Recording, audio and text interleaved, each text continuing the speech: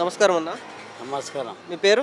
Moeen. Mohan గారు, ఇప్పుడు రాబోయే ఎంపీ ఎలక్షన్స్లో ఏ పార్టీకి ఎక్కువ సీట్లు వస్తాయి అనుకుంటున్నారు మీరు? కాంగ్రెస్కే రావాలి. ఎందుకని? ఇప్పుడు గవర్నమెంట్ చేంజ్ అయితే అయింది కాబట్టి వాళ్ళకి బలం అనేది ఇది వస్తేనే బలం వస్తుంది.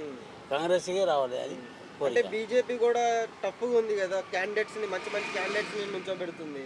ఇవి ఉంటాయి కానీ ఎలక్షన్ మనం అనుకుంటాం, అది ఇక రాబోయే కాలంలో చూద్దాం ఏమొస్తుంది ఏం లేదు అనేది.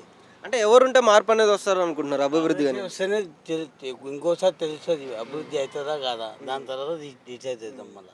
అంటే బీజేపీ ఉన్నప్పుడు కాలేదంటారు అభివృద్ధి? బీజేపీ ఎప్పుడు ఉన్నాయని ఇంతకుముందు ఎప్పుడు సీఎం లేడు బీజేపీ. సెంట్రల్లో సెంట్రల్లో ఉన్నారు.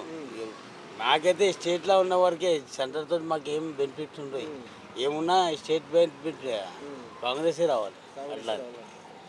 ఒకవేళ సెంట్రల్లో ఏ పార్టీ వస్తే బాగుంటుంది అనుకుంటున్నారు? సెంట్రల్లో కూడా కాంగ్రెస్ వస్తే బాగుంటుందా, లేకపోతే బీజేపీనే ఉంటే బాగుంటుంది అనుకుంటున్నారు? బీజేపీకి వస్తే మొత్తం బీజేపీకి రావాలి, లేకపోతే కాంగ్రెస్ వస్తే మొత్తం కాంగ్రెస్కి రావాలి. ఏదైనా ఒకదానికి బలం రావాలి, ఎవరు వచ్చినా పని చేయాలి అట్లా. అంటే పనులు అంటే ఎలాంటి పనులు? అభివృద్ధి పేద బరదాలకి అందరికీ చూడాలి.